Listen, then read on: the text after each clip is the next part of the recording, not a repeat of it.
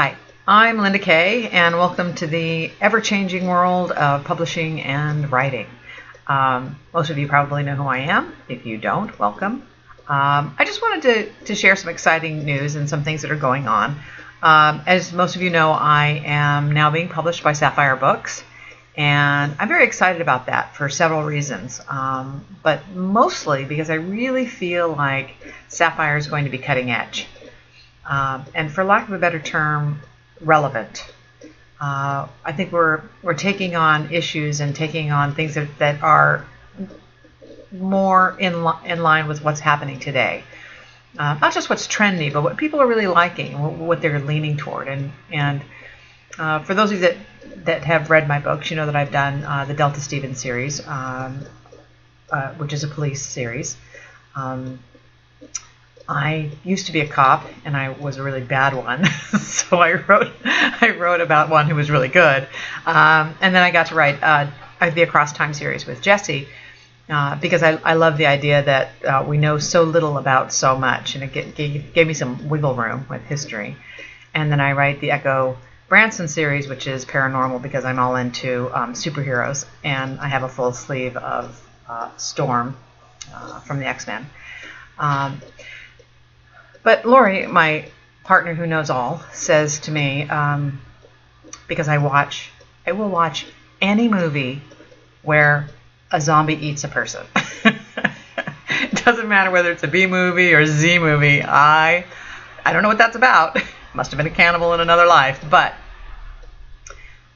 I was watching them, and she said to me, you know, why don't you write a zombie novel? And it had never occurred to me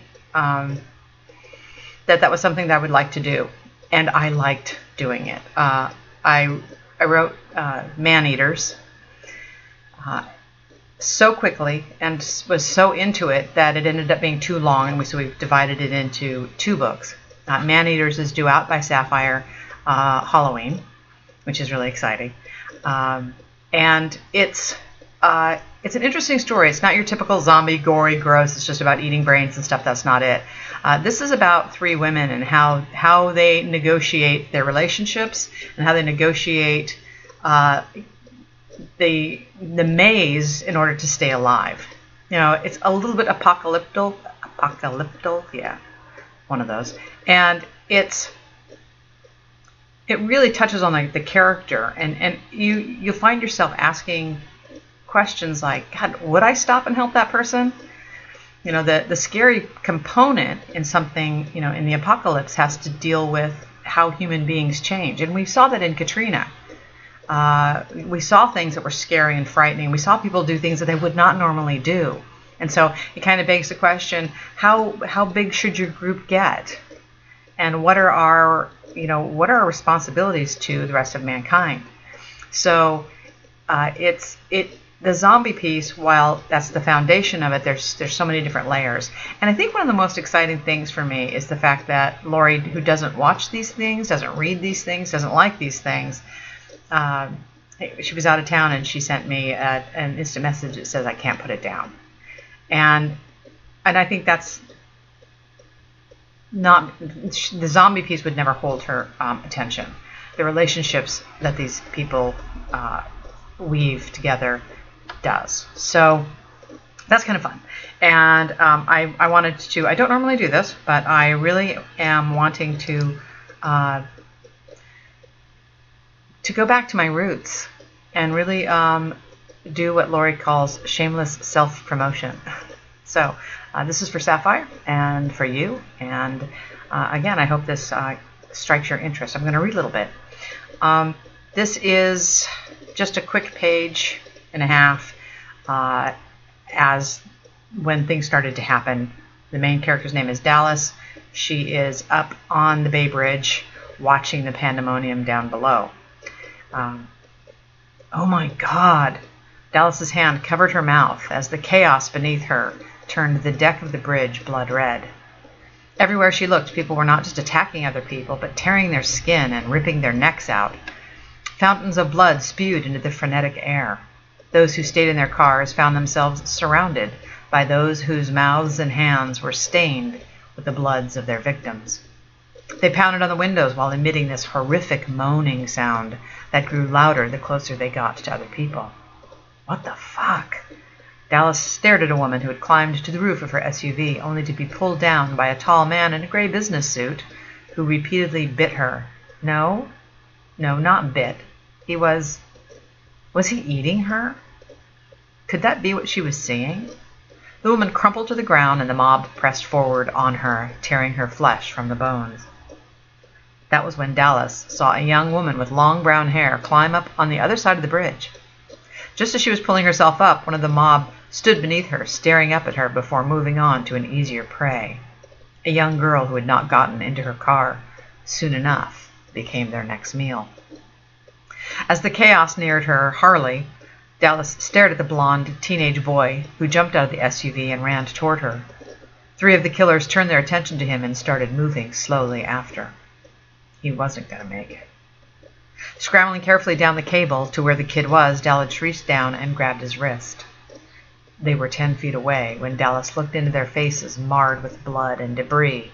"Come on," she yelled, pulling the kid as hard as she could. At 5'8", Dallas possessed a firefighter's strong physique. Fueled by fear and adrenaline, she yanked the kid so hard she almost lost her balance on the cable. Grabbing the handrails, the kid backed away from the men and women reaching up for him. That was the first time Dallas heard the moaning up close, and it froze the marrow of her bones. Each one of them was making the exact same sound, part moan, part grunt, all creepy. She felt like she had just fallen into a horror movie. "Thank you," the boy said, moving higher up the cable. "Where are you going?" "Higher. They can't climb. Climbing is a higher level brain function, and they're dead." Dallas froze. She could barely hear him above the wind that buffeted the screams, groans, and car horns. "What do you mean, dead?" "Come on, trust me. Higher is safer, for now." Trust him? He was what, 15, 16? He believed this murderous attack was by a bunch of dead people? Too much Walking Dead. Dallas stopped to look at the carnage below. The way the attackers walked, the way they tore into the flesh, and that moaning. Could this kid be right? Holy shit, look at that. Torn away from the macabre scene below, Dallas followed his gaze high up on the bridge. What in the world?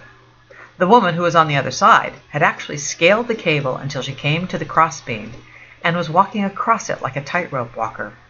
"That's insane," Dallas said, amazed anyone could be courageous enough or crazy enough to walk across the steel beam several stories above the bridge deck. "Oh man, I'd wet myself," the teen said. "Maybe she's coming to attack us." The kid turned to Dallas. He had light blue eyes and short blonde hair that swept across his forehead. All he was missing to be a flashback to the 70s was a puka shell necklace, and she was pretty sure he had one at home. "Nah, she is most definitely not one of them. I told you. They can't climb." "Yeah, but how?" "Come on, we need to get higher. As long as they can see us, they'll try to get to us." The kid moved up the cable, hanging onto the handrails. As he moved, Dallas was sure they were dead. So, again, I don't normally read, but I hope you enjoyed that, and I will hopefully have more and more snippets because your word of mouth is really important. I know that people don't have time to go onto Amazon and write reviews. Anything that you can say on Facebook, anything that you can, do to help get interest. Publishing is changing a lot, and for us to continue to be able to put good quality material out there, we need readers, and we need readers who tell other readers who tell other readers, because it's the readers who make us write. So, thanks, and I hope to do this again, maybe shorter. I planned 5 minutes. Typical English professor. I doubled my time. Have a great week. Thanks.